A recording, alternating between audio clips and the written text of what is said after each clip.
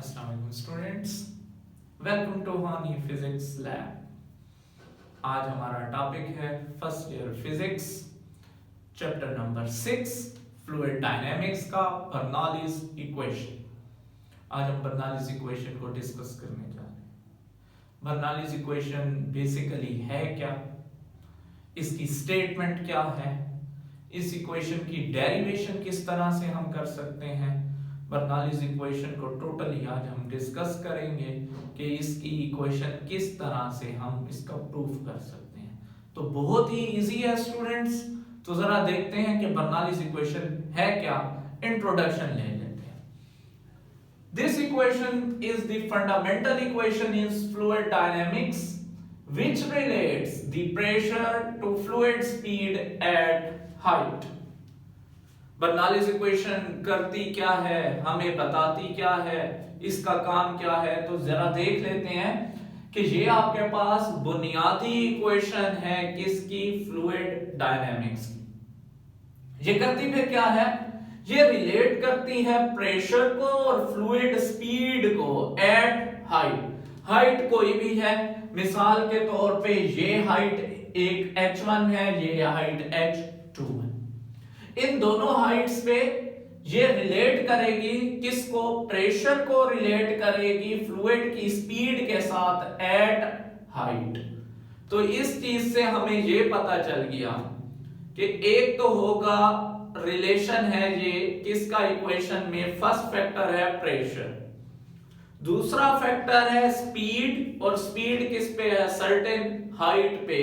इस बात का ये मतलब कि पोटेंशियल चेंज हो रही है काइनेटिक में, या ये रिलेशन है काइनेटिक और पोटेंशियल का टोटली।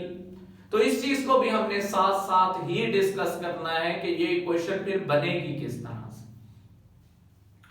आपको फिगर में नजर आ रहा है कि एक पाइप है, जिस पाइप के अंदर कलर्ड कलर में आपको फ्लूइड नजर आ रहा है। ये फ्लूइड दोनों पॉइंट्स पे, एक आपके पास अपर एंड है और एक लोअर एंड है। ये दो पॉइंट्स लिए हुए हैं, मैंने एंड ले लिए हैं। इन एंड्स के ऊपर फ्लूइड का मैस मेरे पास कांस्टेंट है, दोनों का मैस मैंने एक जैसा लिया हुआ है। लेकिन पाइप क्योंकि यूनिफॉर्म है तो इसलिए जहां पे एरिया ज्यादा है वहां पे फ्लूइड का डिस्टेंस कम होगा, लेकिन वॉल्यूम कांस्टेंट रहेगा। जब वॉल्यूम कांस्टेंट होगा तो डेंसिटी अगर हमने कांस्टेंट ली है इनकंप्रेसिबल फ्लूइड की सूरत, तब हमारे पास मैस भी इन दोनों का बराबर होगा। जरा इसी बात को अब हम देख लेते हैं स्टेटमेंट की सूरत में कि मैं इसको किस तरह से बयान कर सकता हूं इक्वेशन को, कि बर्नौलीज इक्वेशन है क्या। द सम ऑफ प्रेशर, जितना प्रेशर होगा चाहे इधर है चाहे इधर है लोअर एंड पे, तो पहला फैक्टर क्या है, सम ऑफ प्रेशर, यानी कि प्रेशर P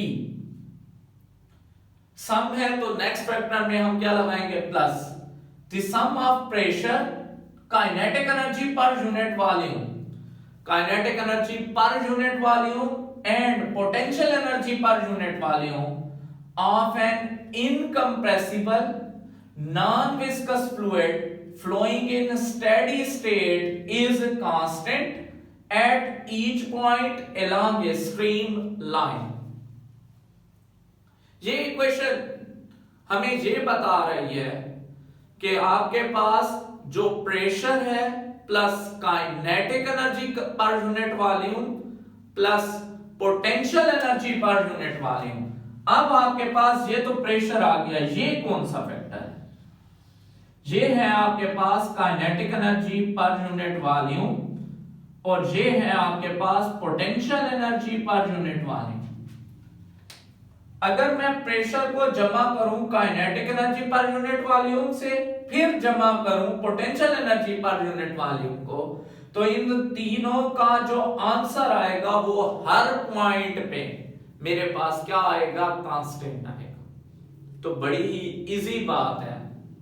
इस बात का मतलब ये हुआ कि जो मेरे पास pressure plus kinetic energy per unit volume plus potential energy per unit volume, इस अपर एंड पे आएगा, जो भी आंसर आता है वो तीनों का आंसर मेरे पास किधर आएगा, लोअर एंड पे आएगा। तो आपके पास तीनों का, इन तीनों फैक्टर्स का जो आंसर है वो आपके पास हर पॉइंट पे क्या रहेगा, कांस्टेंट रहेगा। लेकिन उसके लिए शर्त क्या है कि अगर फ्लूइड मेरे पास इस पाइप के अंदर इनकंप्रेसिबल है और नॉन विस्कस है, तो ये दोनों अगर फैक्टर्स मौजूद हैं इस फ्लूइड के, मीन के आइडियल फ्लूइड है, तो इस सूरत में मेरे पास इन तीनों चीजों का सम हर पॉइंट पे क्या आएगा, सेम आएगा। चाहे मैं इधर ले लूं, इधर ले लूं, यहां पे ले लूं या एंड पे ले लूं, जैसे कि मैंने अपर और लोअर एंड पे लिया। तो ये तो थी हमारे पास स्टेटमेंट। स्टेटमेंट के बाद मैथमेटिक्स भी मैंने समझा दिया आपको, इसी स्टेटमेंट से बनती है प्रेशर है plus kinetic energy per unit volume.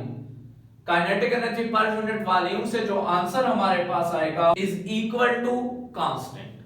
ये आपके पास फैक्टर्स का सम तीनों का कांस्टेंट ही आएगा। अब जरा देखते हैं डेरिवेशन हम कैसे कर सकते हैं। डेरिवेशन ऑफ बर्नौलीज इक्वेशन की हेडिंग दे दें।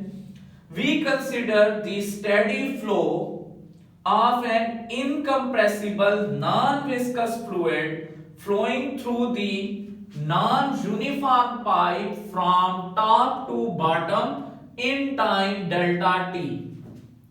मैंने क्या लिया है, मैंने एक नॉन यूनिफॉर्म पाइप लिया है जो आपको नजर आ रहा है, यहां एरिया क्रॉस सेक्शन ज्यादा है और यहां पे कम है। एक नॉन यूनिफॉर्म पाइप के अंदर नॉन विस्कस इनकंप्रेसिबल फ्लूइड है जो फ्लो कर रहा है अपर एंड से लोअर एंड की तरफ, मतलब ये कि टॉप टू बॉटम। और इसके जो टाइम मैंने लिए हैं फ्लूइड के, यहां पे भी डेल्टा टी लिया है और यहां पे भी टाइम कौन सा लिया है, डेल्टा टी लिया। इस सूरत में जब फ्लूइड ऊपर से नीचे मूव करेगा तो according to work energy principle आपके पास इसकी काइनेटिक, ऊपर से नीचे पोटेंशियल एनर्जी चेंज होगी काइनेटिक एनर्जी में, मतलब कि वर्क क्या होगा, डन होगा। अब वर्क एट अपर एंड को पहले हम कैलकुलेट कर लेते हैं। लेट एट अपर एंड पे मेरे पास क्या क्या फैक्टर्स होंगे। अगर पाइप है तो पाइप के अंदर फ्लूइड इस तरह से फील्ड होगा जैसे ये ग्रीन है। अगर फ्लूइड है तो यहां से फ्लूइड का क्रॉस सेक्शन एरिया होगा, तो ये आपके पास एक आ गया क्रॉस सेक्शन एरिया A1। क्योंकि फ्लूइड ऊपर से नीचे आ रहा है, आपके पास ओपन एंड पे यहां पे प्रेशर एक्सर्ट होगा और ये प्रेशर आपके पास इनवर्ड होगा, अंदर की जाने। फ्लूइड को मतलब ये हुआ कि फ्लूइड जो है वो पीछे से धकेला जाएगा, पीछे वाला अगर इस एरिया से तो इससे पीछे भी फ्लूइड आ रहा होगा, वो फ्लूइड इसको धकेलेगा आगे की जाने, मतलब कि पीछे से प्रेशर लगेगा।